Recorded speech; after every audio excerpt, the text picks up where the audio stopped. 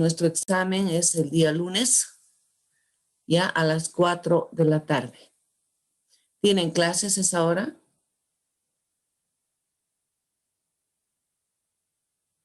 No tienen clases, perfecto, porque no quiero perjudicar a nadie.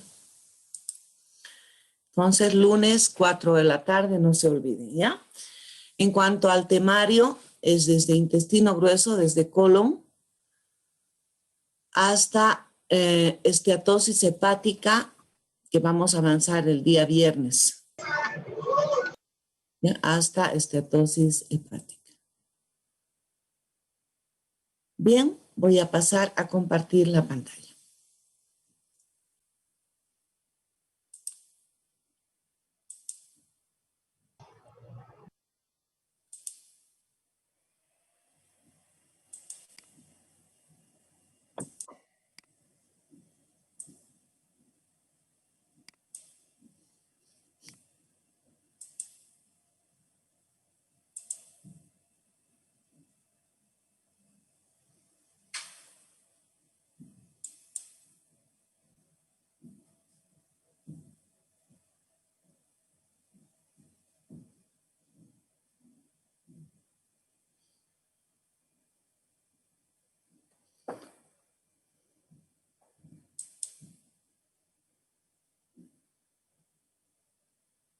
¿Están viendo bien la pantalla, chicos?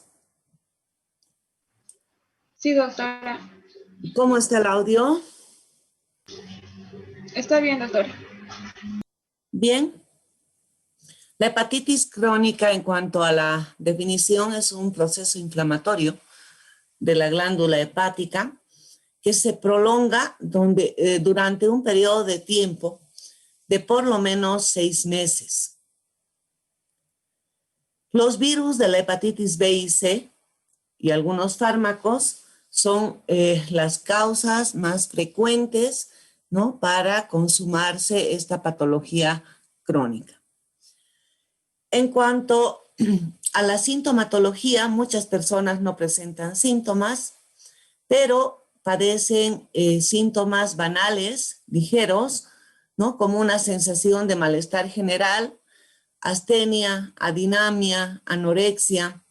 La hepatitis crónica puede derivar en cirrosis, con un aumento del tamaño del vaso, acumulación de líquido en el abdomen, que conocemos con el nombre de ascitis, y deterioro de la función cerebral. Vale decir que el paciente con una hepatitis crónica puede llegar a padecer encefalopatía hepática. El gol estándar en el diagnóstico es la histopatología, ¿no? Vale decir la biopsia hepática, que nos va a confirmar el diagnóstico. Se pueden emplear fármacos como los antivíricos o los corticosteroides, y en algunos casos en que la enfermedad está muy avanzada, se va a requerir, ¿no?, que el paciente sea candidato a un trasplante de hígado.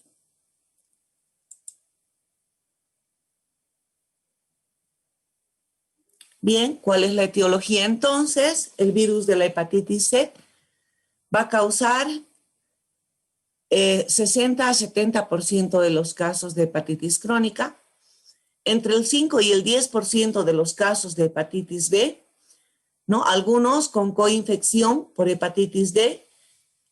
El virus de la hepatitis E causa hepatitis crónica en personas con un sistema inmunológico deficiente, como aquellas que están tomando fármacos para inhibir el sistema inmunológico después, por ejemplo, de un trasplante de órganos, o aquellos pacientes que están tomando fármacos que alteran el sistema inmunológico, como por ejemplo los pacientes con artritis reumatoidea que toman por bastante tiempo corticoides. Y bueno, personas que tienen patología de fondo, que determinan una alteración en el sistema inmunológico, como aquellos pacientes neoplásicos o los que tienen infección por el virus del SIDA, VIH. Ciertos fármacos pueden causar hepatitis crónica, especialmente cuando se los administra por tiempo prolongado. Entre ellos tenemos el paracetamol, la isoniazida, que es un medicamento que se utiliza en el esquema terapéutico de la tuberculosis, la metildopa, el Aldomet, que es el nombre comercial, que se utilizaba, ahora ya se han cambiado los fármacos, pero que se utilizaba bastante en la hipertensión arterial. Y la nitrofurantoína, que es un antibiótico que se utiliza en la infección del tracto de vías urinarias. Otras causas son, por ejemplo, la hepatitis alcohólica, la esteatosis hepática, que vamos a hablar la próxima clase, que se denomina también hígado graso, no derivado del consumo de alcohol.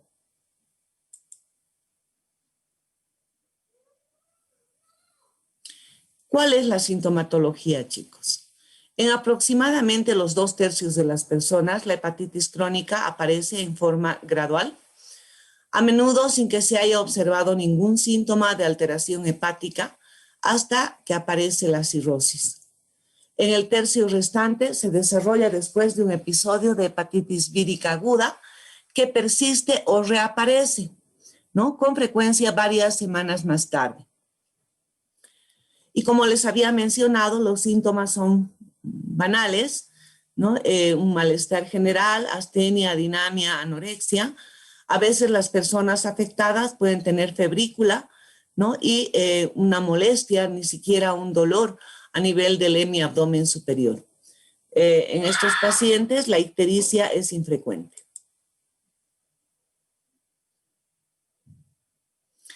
Tenemos la esplenomegalia, que acompaña a la hepatitis crónica en muchos casos, la presencia de líquido libre en cavidad abdominal. Tenemos el eritema palmar y las telangiectasias arácnidas, o también llamados angiomas aracniformes, ¿no? Los spiders, que pueden aparecer a nivel del tórax, que pueden aparecer a nivel de los pómulos.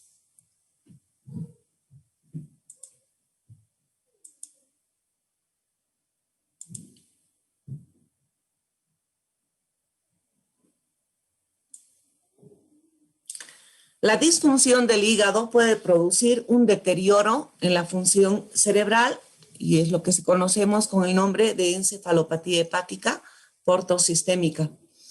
El paciente puede tener alteraciones a nivel de los factores de la coagulación, sobre todo aquellos que se sintetizan a nivel del hígado, ¿no? Y puede producirse en el paciente hemorragias, tal es el caso de las epistaxis, el sangrado de la nariz, también las gingivorragias, ¿no? Sangrado de las encías, y el paciente ya en fase terminal puede acabar con una coagulopatía o un síndrome de coagulación intravascular diseminada. ¿Por qué se produce una alteración de la función mental? Porque se deterioran al haber sustancias tóxicas que se acumulan en la sangre y que llegan al cerebro, por ejemplo, el amonio, ¿no? La hiperamonemia va a determinar, ¿no? Una alteración a nivel de la función mental en el paciente. En condiciones normales, el hígado las elimina de la sangre, las descompone y posteriormente las excreta a la bilis o a la sangre como productos de desecho. El hígado dañado es menos capaz de eliminarlas y las acumula a nivel, en primer término, del tubo digestivo, especialmente a nivel del intestino grueso, y posteriormente pasan a la sangre, ¿no? Y se produce una hiperamonemia que va a determinar posteriormente una encefalopatía porque es neurotóxica. Algunas personas pueden tener ictericia, coloración amarillenta de la piel y las mucosas, y el depósito de sales biliares a nivel de la piel va a determinar en el paciente prurito. Este prurito va a determinar en el paciente a veces escoriaciones, ¿no? Por el intenso rascado que se realiza en los lugares donde el paciente presenta prurito. Las heces en estos pacientes son muy livianas, tienen esteatorrea, vale decir presencia de grasa en la materia fecal, y son muy fétidas y de color claro. Estos síntomas se van a desarrollar porque el flujo de salida de la bilis del hígado está bloqueado o está interrumpido. La hepatitis autoinmune causa otros síntomas que afectan prácticamente a cualquier sistema del organismo, especialmente en las mujeres jóvenes. Estos síntomas van a incluir el acné, alteraciones a nivel de la menstruación, del ritmo menstrual, dolores articulares, fibrosis pulmonar, inflamación de la glándula tiroides. Generalmente estos pacientes pueden tener hipotiroidismo o también tiroiditis, vale decir un hipertiroidismo determinando posteriormente una tiroiditis, como por ejemplo la tiroiditis de Hashimoto. Alteración a nivel renal y también alteración a nivel hematológica por la alteración que se presenta a nivel de los a nivel de los factores de la coagulación que se sintetizan en el hígado.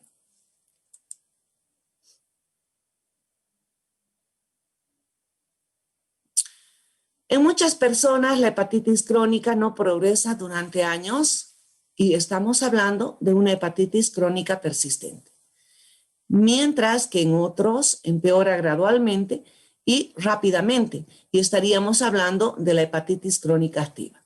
Entonces, chicos, la hepatitis crónica la vamos a dividir en dos grandes grupos. La hepatitis crónica persistente, que es aquella en la cual la evolución es lenta, pero gradual. Y la hepatitis crónica activa, en la cual la evolución es más rápida.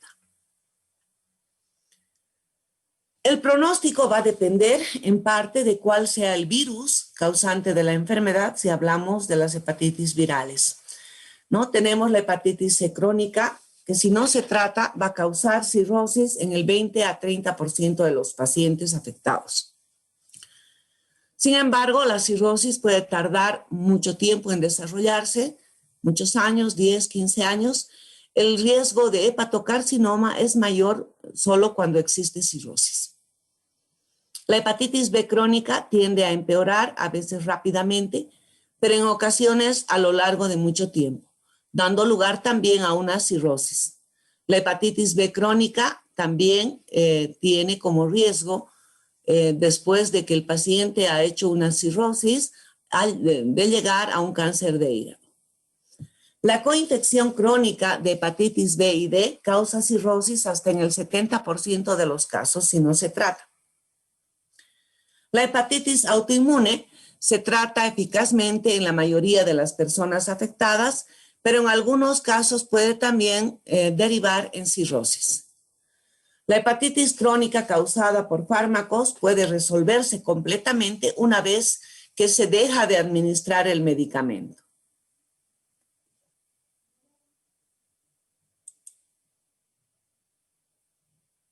¿Cómo hacemos el diagnóstico, chicos? Se sospecha de una hepatitis crónica cuando la persona presenta los síntomas característicos, cuando los análisis de sangre detectan un aumento anómalo de las enzimas hepáticas, vale decir la TGO, la TGP, o cuando la persona en cuestión ya tiene una hepatitis aguda anteriormente. Se realizan análisis de sangre para evaluar cómo está funcionando el hígado, y a esto se denomina hepatograma o analítica hepática, que también es otro sinónimo de este examen. Bien, estos factores de la función hepática alterados no contribuyen a confirmar o a excluir el diagnóstico, identificar la causa y determinar la gravedad de la lesión hepática. Los análisis de sangre también se realizan para ayudar a identificar cuál es el virus de la hepatitis causante de la infección, Vale decir, estamos hablando de que aparte del hepatograma tenemos que realizar serología para investigar la etiología de la hepatitis crónica. Si no se identifica el virus, se necesitan otros análisis de sangre para verificar si hay otras causas, como por ejemplo una hepatitis autoinmune. Para esto, entonces, se realiza otros exámenes de laboratorio, que es el inmunodiagnóstico, ¿no? Donde vamos a investigar, por ejemplo, el ANA, el AMA y otras enzimas que van a ayudarnos a determinar si es el sistema inmunológico el causante de la hepatitis.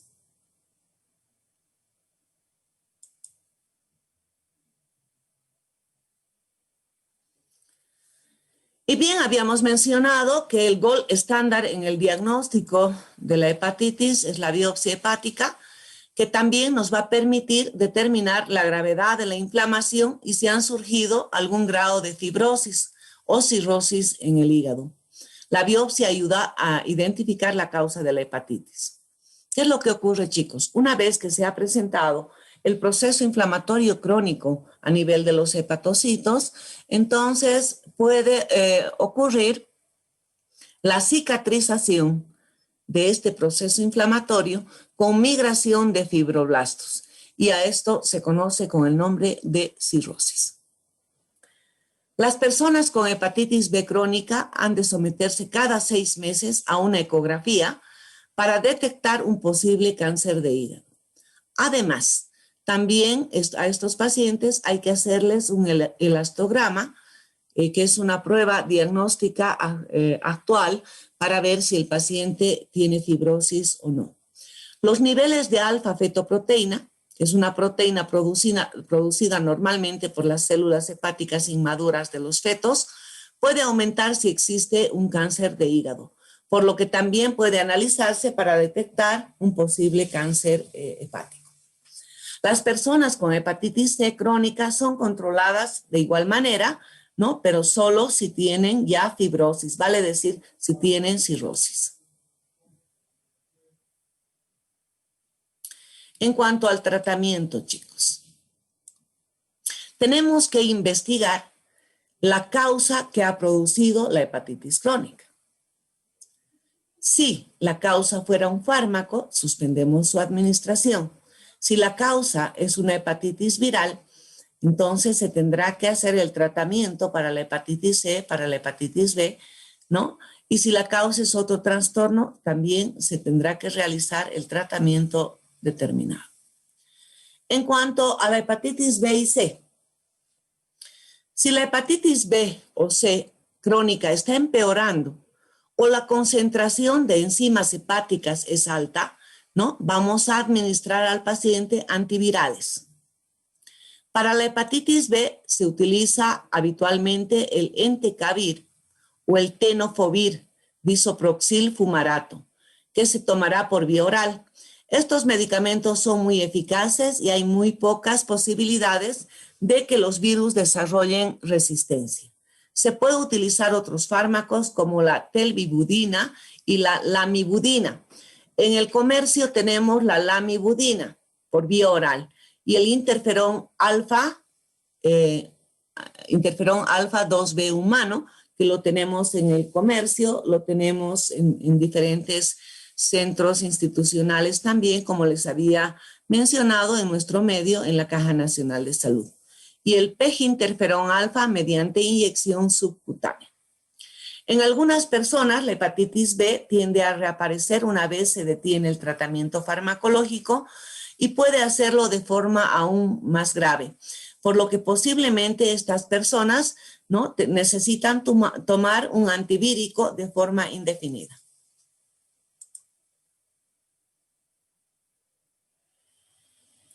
El tratamiento de la hepatitis C va a variar dependiendo de cuál es el tipo de virus que la causa.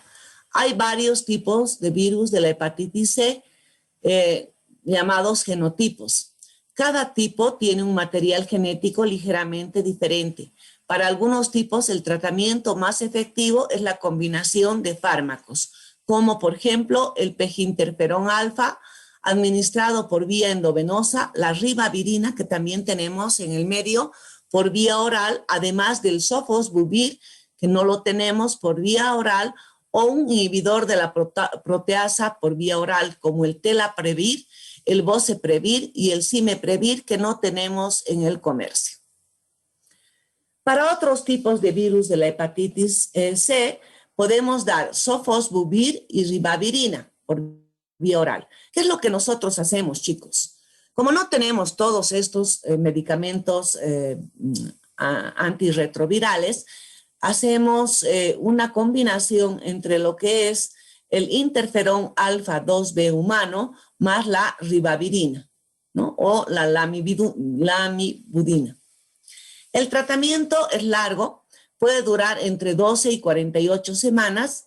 El tratamiento de la hepatitis C puede eliminar el virus del cuerpo y de este modo detener la inflamación e impedir la cicatrización, vale decir la migración de fibroblastos, que es lo que conocemos como cirrosis.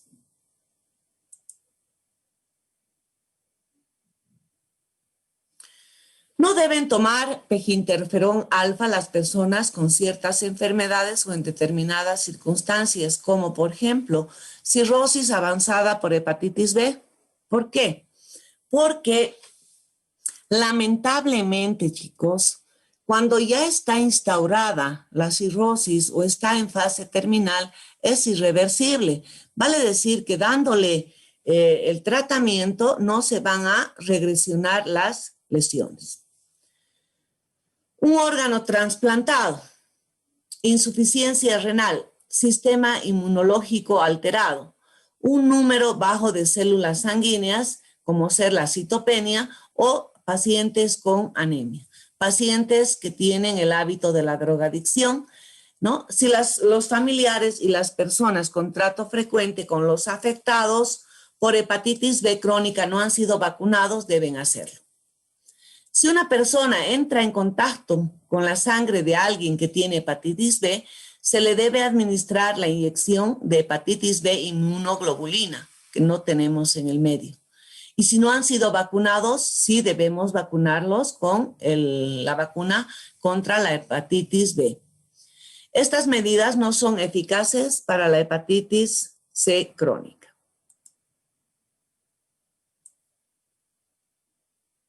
Hepatitis C. La ribavirina parece ser un tratamiento eficaz para la hepatitis crónica E. Tenemos en el medio. La hepatitis autoinmune suele tratarse con corticoides como la prednisona y también con quimioterápicos como por ejemplo la azatioprina, un fármaco que va a ir a inhibir el sistema inmunológico, que sería el que ha causado, ¿no?, la alteración a nivel del hepatocito. Estos fármacos van a reducir la inflamación, van a aliviar los síntomas y van a mejorar la supervivencia del paciente a largo plazo. No obstante, es posible que la cirrosis en el hígado empeore gradualmente. La interrupción del tratamiento suele desembocar en una recidiva de la inflamación, de manera que la mayoría de las personas tienen que tomar los medicamentos de por vida.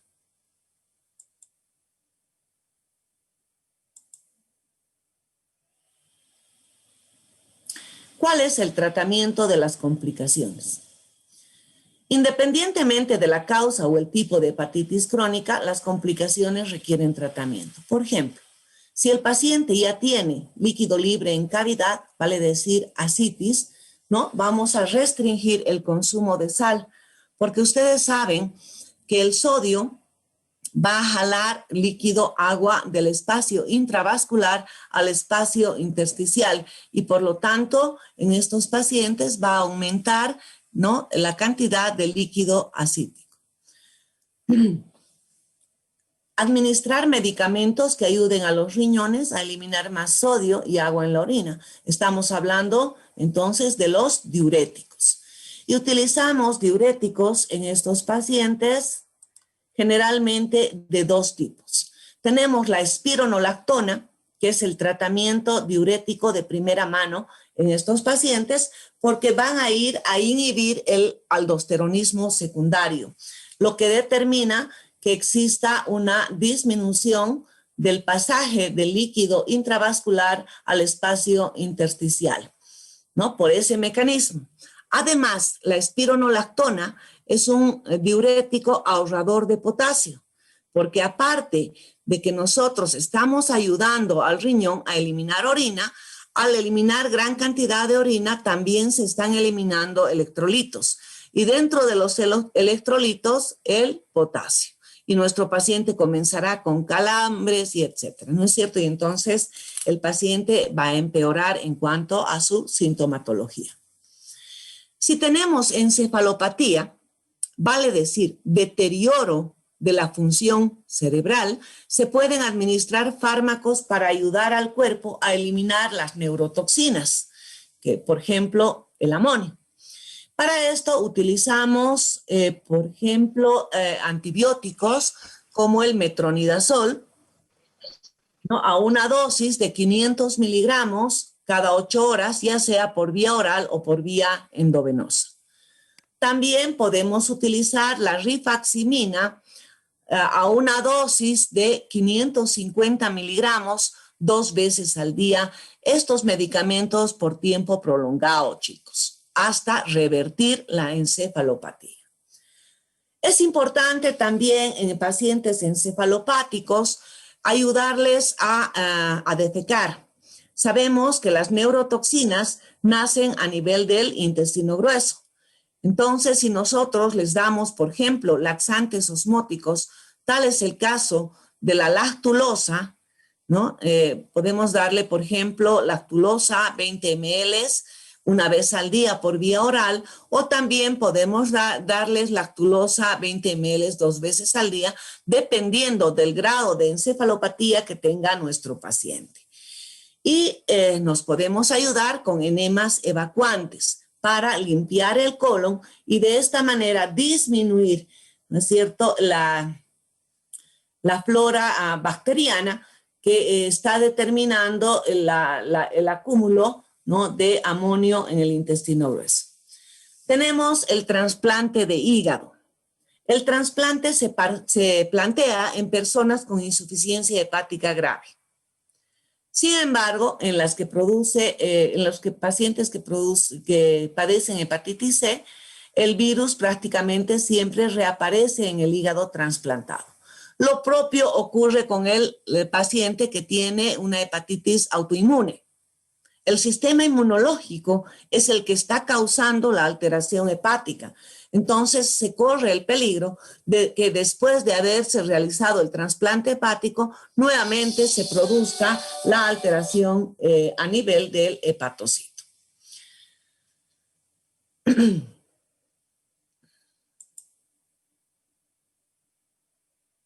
Bien, chicos, aquí en la diapositiva ustedes ven, ¿no?, un hígado normal, un hígado crónicamente inflamado, un paciente con hepatitis crónica que va a ir a la cirrosis y lamentablemente vamos a tener el hepatocarcinoma más o menos a los 25 a 30 años de que ha aparecido, ¿no?, la hepatitis crónica en el paciente. ¿Alguna pregunta, chicos? Doctora, buenas noches. Buenas noches. Yo tengo una duda, bueno, no comprendí muy bien. Nos decía que si una persona entra en contacto con alguien que tiene hepatitis B crónica, tiene que ser vacunado, pero si la vacuna no se encuentra en el medio, ¿qué se podría hacer? Chicos, tenemos vacuna para la hepatitis B. Hay en el medio vacuna para la hepatitis B. Se hacen incluso campañas de vacunación más o menos una vez al año, ¿no? Los sedes hacen vacunación contra la hepatitis B. Doctora, gracias. Le escuché que no lo encontraba, pero está bien, gracias. No. Tenemos vacuna para la hepatitis B.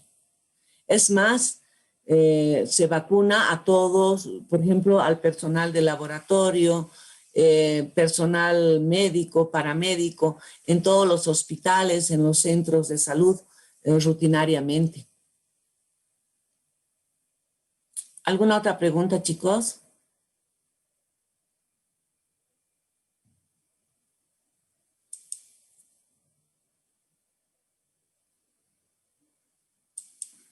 ¿Preguntas? Doctora, buenas noches. Un favorito, ¿será que puedes repetir la dosis de metronidazol, por favor? Ya, para la encefalopatía, ¿no? 500 miligramos cada 8 horas por tiempo prolongado, ¿no? Dependiendo del paciente, ya sea por vía oral o por vía endovenosa. La rifaximina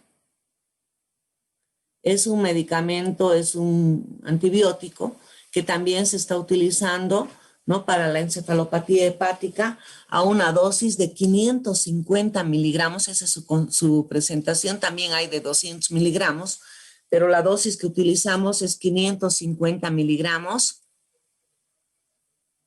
2 veces al día y también por tiempo prolongado hasta la reversión de la encefalopatía hepática.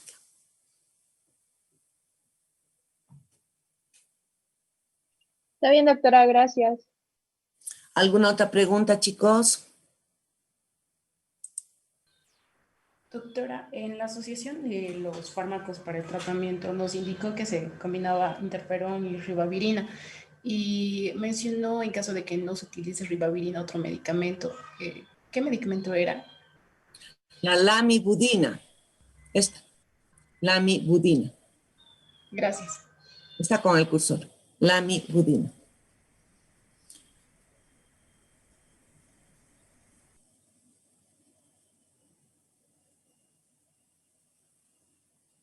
Bien, chicos, voy a dejar de compartir la pantalla. Nos vemos el día viernes para hacer esteatosis hepática, que sería el último tema que entra al segundo parcial. ¿Ya? Y bueno, con el grupo de práctica nos vemos dentro de unos minutitos. Que tengan buena noche. Hasta luego. Chao, chao. Sí, hasta luego. Hasta luego, doctora. Luego, doctora. Doctora.